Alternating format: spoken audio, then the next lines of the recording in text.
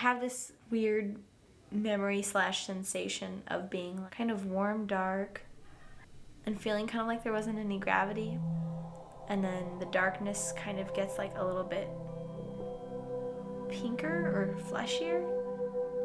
Kind of like the way like your hand looks when you hold it up to a light, like that kind of thing, and you see like kind of the red glow about that. I told my mom I thought it was like my memory of being in the womb. And she was like, bullshit. And I think she's probably right. I think that actually would probably be a false first memory.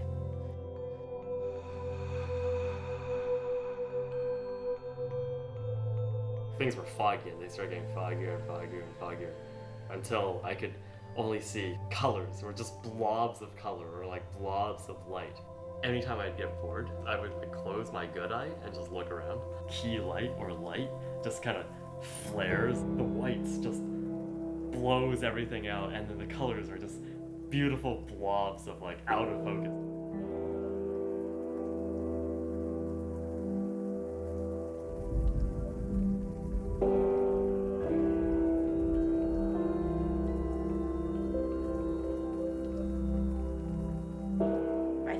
Memory I have is laying on a bed and my mom trying to get me to go to sleep, and I had a hair on my tongue, and I was kind of clawing it with my little hands or whatever, and then finally I just opened my mouth, and I can remember my mom like taking the piece of hair off my tongue and making sure she got it, and then I was gonna lay there and go back to sleep, and there was like I felt warm and I felt content, almost in a matter-of-fact way, because how else would I have felt when I was, falling asleep next to my mom on that bed?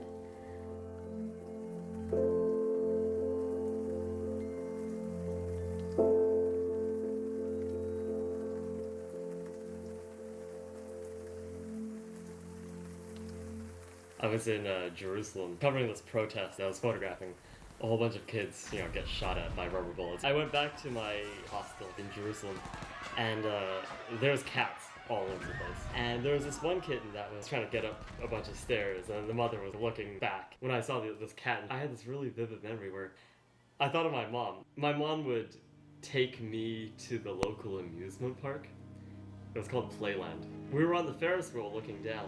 In amusement parks, the teenagers get summer jobs operating the roller coasters and sweeping up. And my mom said, see, this is why you need to study hard, so you don't end up like those people. And I thought, well, that's just her way of saying, I don't want you to piss your life away. And that in itself was compassion.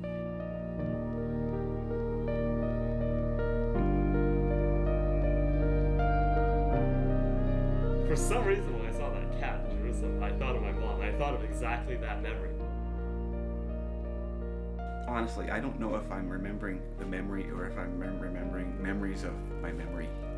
The first thing that comes to mind for me is being hit by one of those swinging gliders. In a place like on a swing set. My sister would hit me with it when I walked by.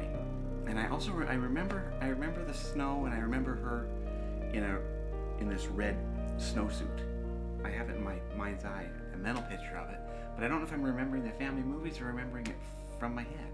I think so much of the brain is tied to smell, and I think of baseball, and when I played, whenever I smell the smoke of a cigarette, it's like I flash back to my days when I was in junior high school, and all these nervous dads were standing around smoking back then. I was a lot of trouble when I was a kid. I had to pay back my younger brother, so I took a combination lock and I locked all of his pant loops together. But he didn't want to tell on me because that's just not what you did. So they were trying to kind of torture me to get the combination out of me. I honestly didn't know. It was in a box in the laundry room and I just grabbed it. My oldest sister, because she was 4 years older than I was, so she would have to babysit for us. And I remember one time she told us, because I used to stick my tongue out at her, and she would say, Bob, if the atom bomb hits, you're going to be frozen like that for the rest of your life. So then my little brother shows up in shorts. Not knowing that the rest of my life was going to be a millisecond. And my dad's like, you're not wearing those to church? And then it kind of came out that, I can't get my pants unlocked. So it finally came out that I put it on, and my dad's like, well, tell him the combination. I'm like, I don't know the combination. And my mom didn't want him to cut the pants because then she'd have to sew there was all these belt loops. But I think we ended up cutting the pants. I have 3 sisters, and I have 2 brothers. When we grew up in Richmond, my mother taught us really to watch out for each other. We got into a lot of fights together. Not with each other, but fights together against other people. It seemed like just coming home from school was like a gauntlet.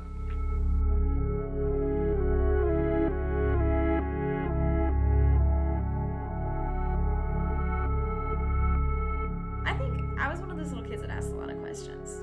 And I think that my mom would just get bored and start making shit up. Because I remember very distinctly being at the grocery store one day and my mom was going to get some cran apple juice and there wasn't a price on it. So she asked some guy and he said, oh, that's $2.89. But I'm like, Mommy, how did you know what the price was?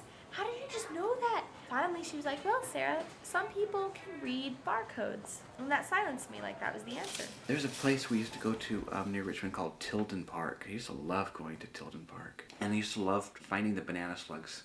They're great. When they're out there unobstructed by nature, they get really big. And then if you gather a bunch of them in a bag, oh gosh, you get this slimy, totally gross, incredibly slimy bag of banana slugs. When we were little, we had this blue Taurus station wagon. It's got to be a plastic bag to get the right effect. Definitely a unique tactile experience. You know, it has like the back seat that faces the other car behind you. We call it the way back, okay? The way back. And you can get hot back there, you know? You're in the way back, the air conditioning's not stretching that extra 3 feet. My brother was tiny, and so he would just be like crouched back there, surrounded by luggage. Have you ever had one of those sofas that you fold up and it's a hideaway bed? Well, first we'd take one person and stick him in there and squish him inside the bed. And then of course they were trapped, so you could sit on the bed and see how long they could last in there. You couldn't like really see out the back window. It's just like, I don't know how many we got in, to tell you the truth, but I remember doing that. it's just like luggage and then like Jake. At one point on some vacation, my dad was like, you know what, we're gonna fix this. Jake needs some air back there. So we like stop off at some random like hardware store in the middle of nowhere. And my dad comes back with dryer vent tubing, but it's like huge because it had to reach from the front vent to the way back. It was not until I was 16 years old and had just gotten a job at Target and I'm at training for said job. And I raise my hand and say, so, are we gonna get to learn how to read barcodes? And I learned that people can't read barcodes. And I go home and I'm like, Mom, people can't read barcodes. And she's like, no shit. And I'm like, you told me in my youth. And she's like, oh, Sarah, you made up half your childhood. I did not make that up. So my mom was like, Larry, what is that? This is hideous. We cannot put this in our car. And my dad's like, but no, like Jake needs some air. It's going in. So we have this dryer line connected to one of the vents in the front seat. And so it's like connected, like right above the window, looking really beautiful, all the way back into the way back. And we had this for years. And then that really made people fight over wanting the way back then, because like you had your own vent. Caused some issues. Jack Kauber. You ever hear that name? He was quite a famous photographer in his time. Yeah, we were partners together in a little skunk project one time. We'd go out moonlight nights over to Annandale Golf Course and catch baby skunks. And we'd sell them to the pet stop. We made a lot of money. I bought my first car from skunk money. I had the most fun car. I had a 66 MG. It had spoke wheels and it was British racing green and it was a piece of crap. But I have such great memories of driving that thing. When I'd go home to Bakersfield, I'd drive over the Grapevine and over the mountains. And I'd have the top off and I'd have this beret on and I'd have this scarf on. I looked like some bad Hollywood B-movie lister guy. He was my partner and he lived up on the edge of a golf course up there in Glendale. They had a big aviary and we put these skunks in the aviary and his mother would, she was a very understanding lady. Her job was to tame the skunks. And she could tame one, I mean, and have them be eating out of her fingers and crawling all over her within 2-3 days. You have to tame them first so they don't hose you down good, you know, when you're putting them under anesthesia. Figuring out the dosage for the weight of for the animal took a little doing, and I lost a few of them doing it. I quit doing it because it was too rough on the skunks. I think back, we used to go to the drive-in theaters, which were just hilarious. One of the first jobs I got, I was 18, and I hated the manager there. He was just a jerk, and he didn't like me because I was going to go to college, and he didn't. And so he'd give me all the worst jobs. I remember once he came in there, and before intermission, he goes, Titus, fill up all these popcorn boxes until I tell you to stop. Well, he got sidetracked, and I knew he was sidetracked. And so when intermission came, I had filled up the entire thing. I could never work so hard in my whole life. There were popcorn boxes to the ceiling, so many popcorn boxes that were filled up that people couldn't order because they couldn't see over the counter. That was my passive-aggressive nature. So I'll show you. You want popcorn boxes filled up, buddy? You know? He was so mad at me. I said, well, should I stop now? You know?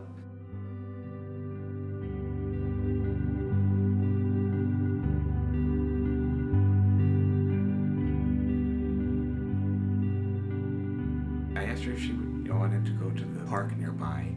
We both were pretty broke. We went to the park. We got a cantaloupe and we cut it in half and took the seeds out and we split a cantaloupe, and that was our first date. The best date we ever had was our first one because I went all out. I bought train tickets from downtown San Diego to Del Mar, and there's a great restaurant called Jake's in Del Mar. Adjacent to the train station, there's this dive bar called the Waterfront, a bar that you could hose out after you're done at the end of a night. So I take her to the Waterfront, and I order a beer, and she has a glass of wine, and she's kind of just all but shaking her head going, I am with such a loser. I go, well, this place isn't as great as I thought it was going to be. Let's get out of here. So we leave there. I walk out, and about then the train is about ready to leave. I go, hey, let's check out this train. You know, it's our first date, so she's not going to argue. So we get on the train. I already had bought the tickets. And she goes, okay, we got to get off here. This is stupid. The train's going to take off. I said, no, this will be an adventure. And the train takes off, and she's going, oh, my God. But I held her hand, kept her on there. We go up, and it gets off at Jake's, which is a great restaurant, and we had a fantastic dinner. And came back, and she still tells me that was the best date we ever had. I remember when Carmen was pregnant with Kevin, when she was laying back in bed, and I remember pushing in, you know, and he pushed back. That was pretty cool. I don't know, it was probably a foot. So then I pushed twice, and he pushed back twice. And I pushed 3 times, and he pushed back 3 times. After he was born, I remember taking him to be weighed. I weighed him and they handed him back, and I remember this sense of,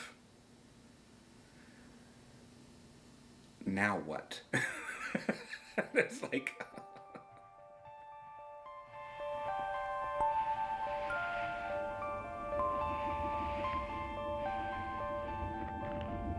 I guess by and large, my parents were really 2 separate entities. When we were all together, it was for some sort of holiday usually, you know, it was, we're all gonna go look for Easter eggs, or we're all gonna sit here and open presents for Christmas. And I think my parents would probably be hurt if I said that, but the tension that went on in our house was because my parents were just deeply unhappy with one another and didn't know how to express it. We hit, I don't know, it was more than a snag when I was pregnant with my 3rd daughter and my middle one, who was only a year old, when we started the process of them telling us that she was going to have developmental issues. And I think the hardest thing for me was when they told me this, I literally came home and sat down and said, no, because I have the golden life.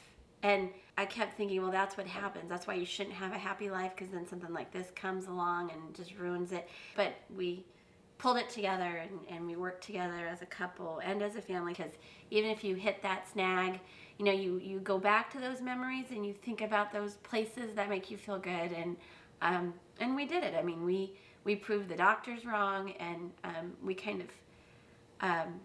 of created a miracle.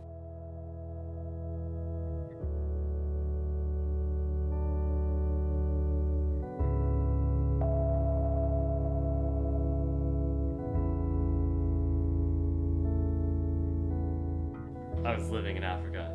I guess I saw a lot of really horrible things. Basically what happened, I had to make a choice of either saving my own life or trying to help out other people. And coming back, I just had this insane guilt. I couldn't relate to friends. I couldn't relate to anyone really. It was really, really, really, really bad. How I see it keeps on changing. I think there's some things that's like they change, and they change for good reason, and you forget things for good reason because maybe it's time to forget. I keep a journal, and there's a lot of things I actually don't write down because maybe I don't want to remember it in this way. A lot of really, I guess, bad things happened. And my wife, her name was Hope. We'd taken the horses and gone up to Red's Meadows. I had a picture of her blowing up an air mattress at 10,000 feet. That's not as easy as you think, because you can hardly breathe at 10,000 feet, you know.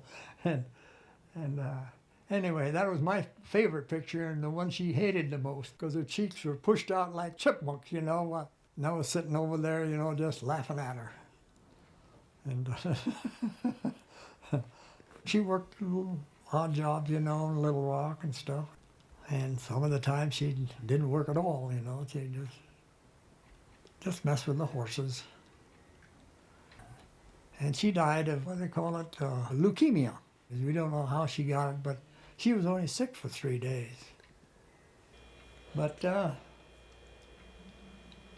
there's hardly a day goes by that I don't miss her.